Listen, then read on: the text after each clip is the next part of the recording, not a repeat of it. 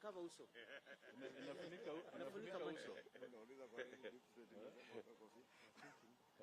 Morning, boss. Okay.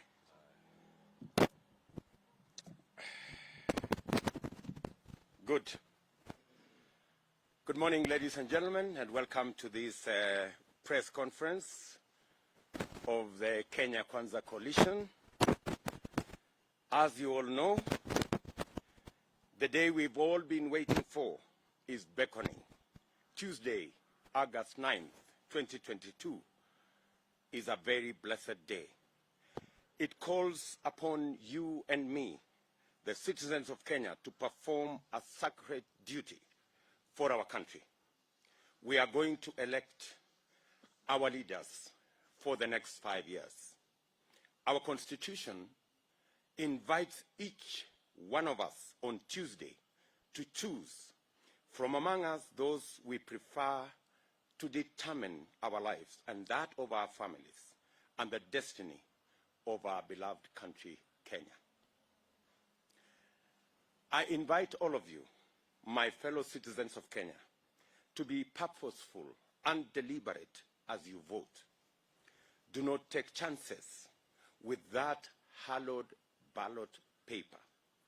It is all you have got to choose between stagnation and progress, between the way life is and what it ought to be. We in Kenya Kwanza recognize and appreciate that every Kenyan is called upon to take a vote under very strenuous circumstances. The economy is in dire straits. The high cost of basic commodities, such as food and fuel, should never be this harsh. Indeed, life has never been this bad in our country. Kenyans have received a terrible beating. We cannot afford to put food on our tables for our families. We cannot afford to pay school fees. We cannot afford to pay for our health. And even transport bills are a big problem. Yani imefika wakati hata hakuna ugali sosa tena. Small businesses have closed shop. Others are barely hanging in there because the cost of doing business is terrible. Imekuwa biashara ya karata ya pata potea. For the farmer, you are now walking on productive land that is not cultivated. You are not able to tend to a healthy crop. It is no longer, and it is no wonder, we have an ugali sosa crisis. Unemployment is soaring. There is even less wera ni wera. We are all victims of an economic management system gone rogue on us.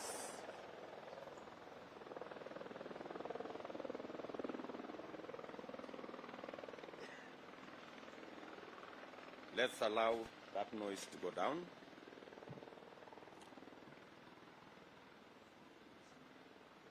Thank you very much for your patience. Let me repeat that statement. Unemployment is soaring. There is even less wera ni wera. We are all victims of an economic management system gone rogue on us. But don't despair.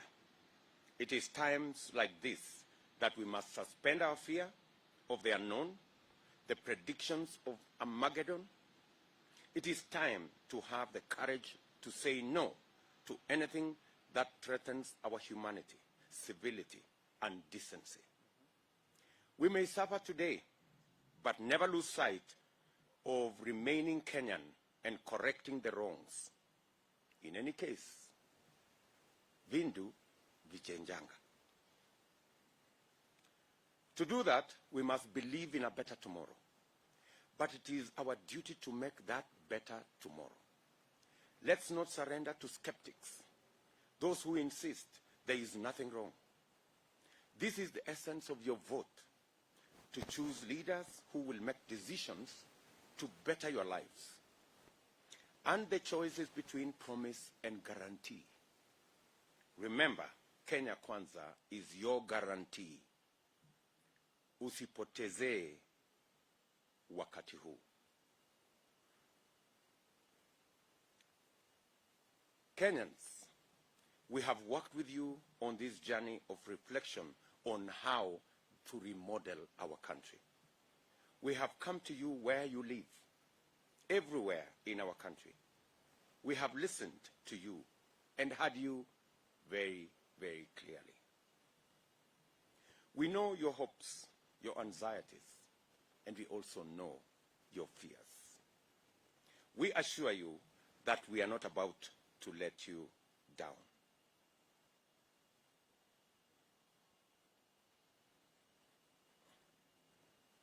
Sorry.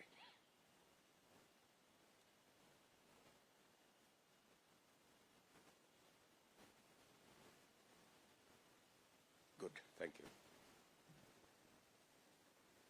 You have given us your attention.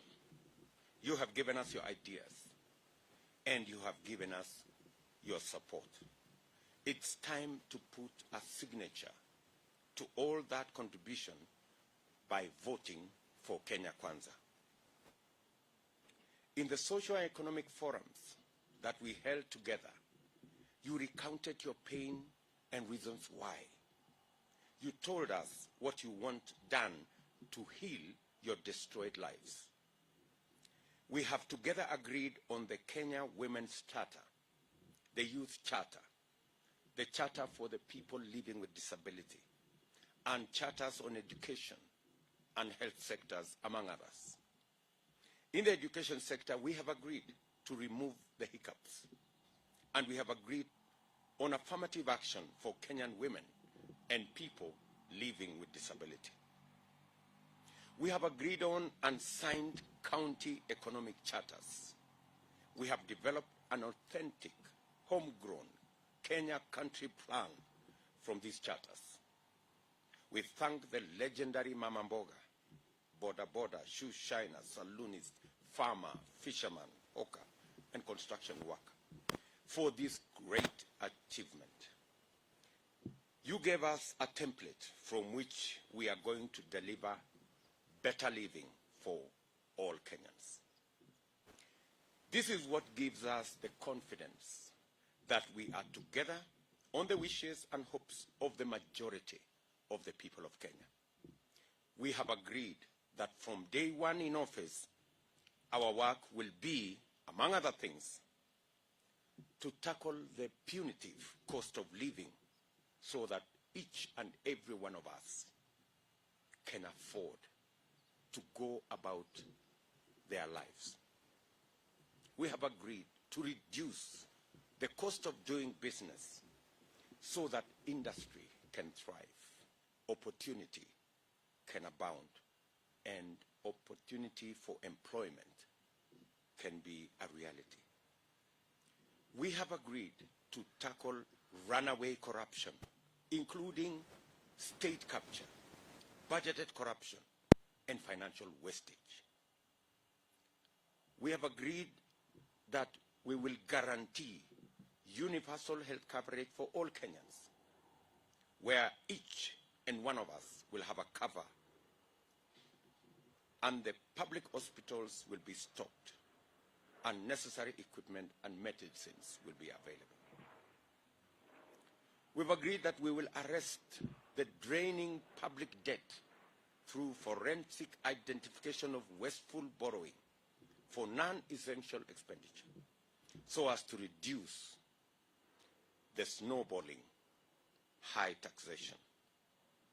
These measures will provide relief and space for initiation of the Kenya Kwanza Guaranteed Comprehensive Flagship Programs, which among others include the re-engineering of our agricultural production for food security, agro-processing, and manufacturing, including cash crops such as tea, coffee, rice, sugar, macadamia, cashew nuts, pyrethrum, livestock farming, and many other sectors that we discussed with citizens across Kenya when we engage them in our economic fora.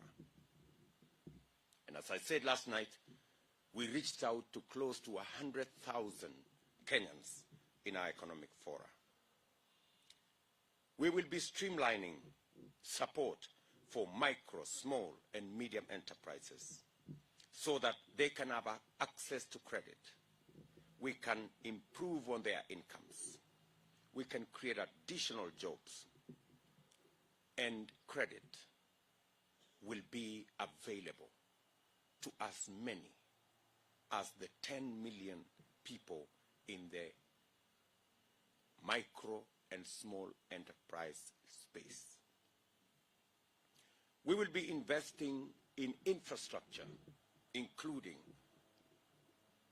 labor-intensive infrastructure in housing, both as a stimulus package, economic stimulus package, and for matters of social protection, and making sure that every citizen has access to what the Constitution envisages. We will be rolling out our digital superhighway for the empowerment of every citizen with information, with opportunity, with business opportunity that's available in the information and digital space. Put together, these interventions will bring down the cost of living, eradicate hunger, create job opportunities, expand the tax base, improve foreign exchange balance, and give us inclusive growth. In the Kenya Kwanza plan, we are very clear and deliberate about the implementation schedule. We know what are the quick wins. We know what should be done in the short term. We're very clear about what to do in the medium term. And we are very certain about what to do on the long term. We also know what should not be done. It is because we have this clear plan of action for Kenya that we reiterate our call for and commitment to peaceful, free, and fair elections. We demand that the recent maleficence in attempts to twist the elections must stop. We want a calm country after elections so that Kenya Kwanza can embark on its plan for Kenyans without any delay. We want to tell the world that Kenya Kwanza, we are committed to a peaceful election. We will not contradict our vow to uphold peace. We ask every supporter of Kenya Kwanza across Kenya to conduct themselves peacefully, to vote peacefully, and wait for the results peacefully. We submit to peace, not because we are shy or fearful, but because we understand the need to have an environment to invigorate our ailing economy that needs all of us to fix immediately after the election. For this reason, we reassure all investors, local and foreign, of protection of their enterprises and businesses. We welcome all the local, regional, and international partners of goodwill to come and assist in reawakening the giant that's the Kenyan economy. Ours is a coalition for change, and we invite you to be part of this change. Our policy is that there is everything for all of us. Kenya is a land of plenty, but only if we can bake the cake together and share it together.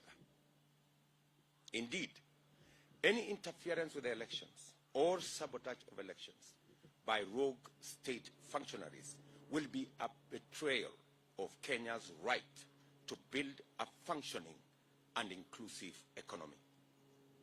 It is to overthrow the Kenyan dream for a better and brighter tomorrow.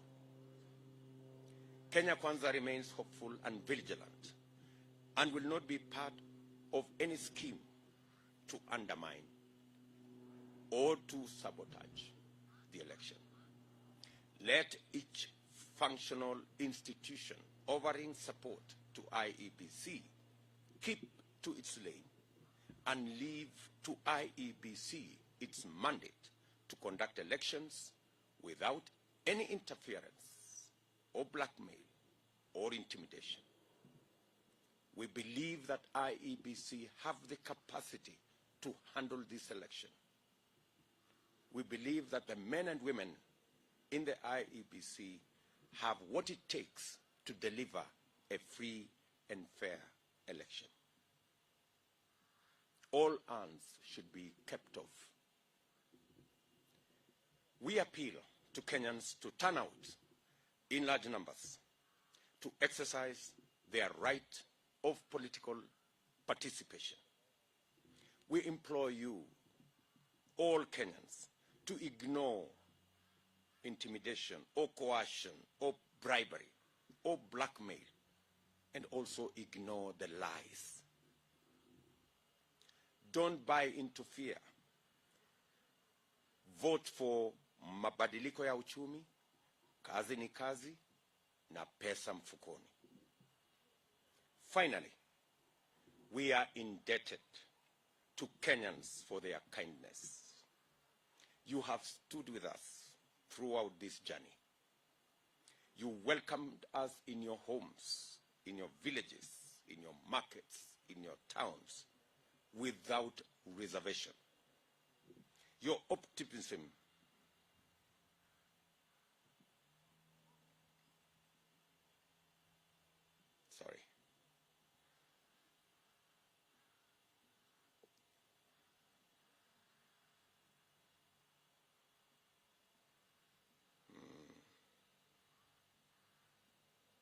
Good. Finally, let me take that again. Finally, we are indebted to Kenyans for their kindness. You have stood with us throughout this journey. You have welcomed us in your homes, your villages, your markets and towns without reservation. Your optimism kept us going.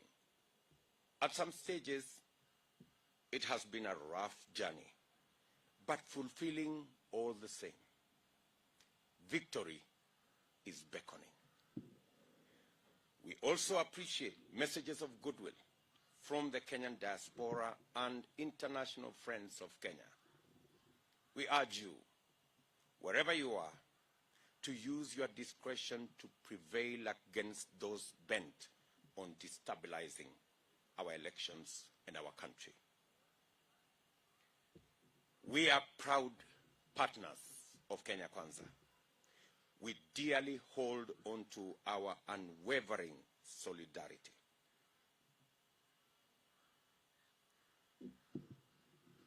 And let me take that again. We dearly hold on to our unwavering solidarity and studious commitment to the ideals we stand for. We are proud to have made this an issue-based election focused on the economy, away from trivialities and personality cults that have characterized our previous elections. Kenyans and Kenya's strategic importance in the region and internationally must be safeguarded by all.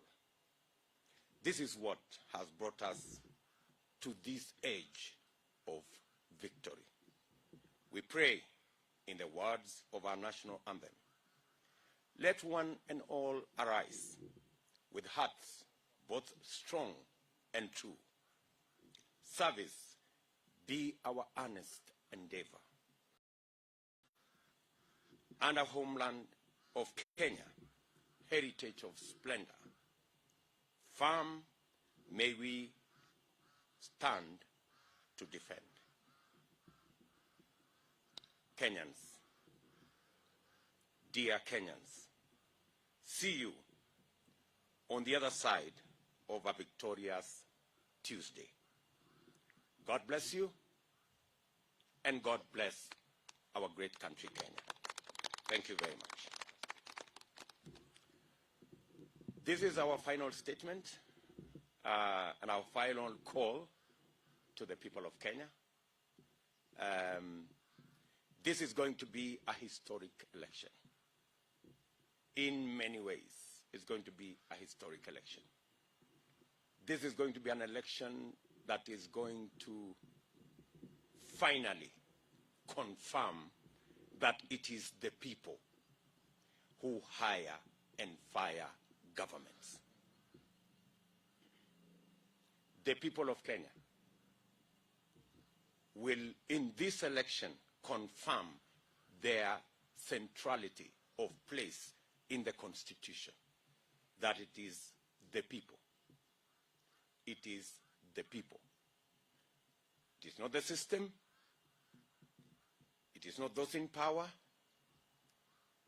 It is not the deep state.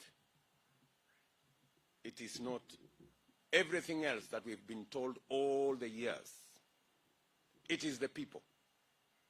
And in this election, the people of Kenya will confirm that it is them, the people of Kenya, ordinary as they may be, simple as they may be,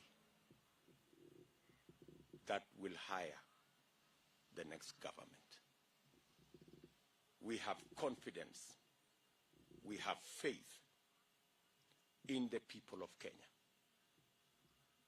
And we are proud that finally we made this election not about leaders, not about changing the Constitution, not about positions, not about sharing power, that we made this election about the people, their issues, the empowerment of the people, jobs for ordinary people, businesses for ordinary people. Finally, we are confident we got it right, that Kenya is about the 50+ million Kenyans. It's not about 2, 3, 5, 10 people. It's about the whole lot of us. We are very proud at the verge of this election. Finally, we have managed to relegate ethnicity to the back burner, to relegate division to the back burner. That today we stand together as the people of Kenya, irrespective of where we come from, irrespective of the spelling of our names, the faiths we profess. Today we stand together as the people of Kenya. And we have overcome the so-called system. We have overcome the so-called deep state. And the people of Kenya today stand tall. And Tuesday is going to be defining. Tuesday is going to be a great day.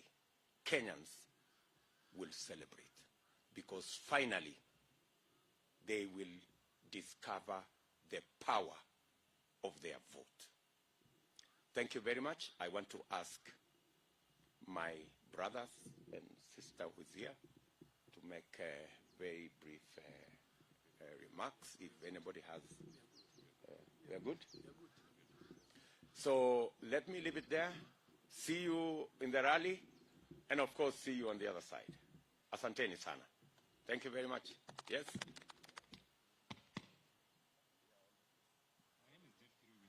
Yes. Yeah.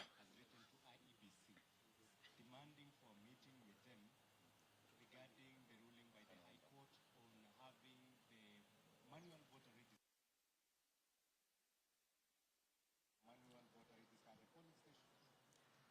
Those are, Jeff, those are administrative issues. Our chief agent has a job, and I think he's doing his job. We are ready for this election with a manual register, without a manual register, with whatever register. We are ready for this election, whatever the register, whether it is handwritten or typed or digital, whatever it is, we are ready for this election. Thank you very much. Okay.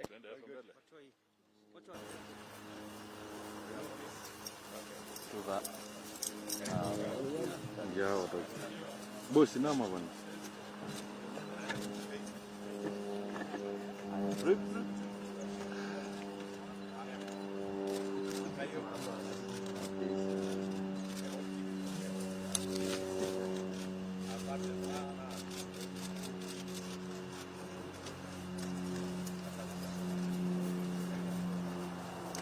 Bwana ujinga.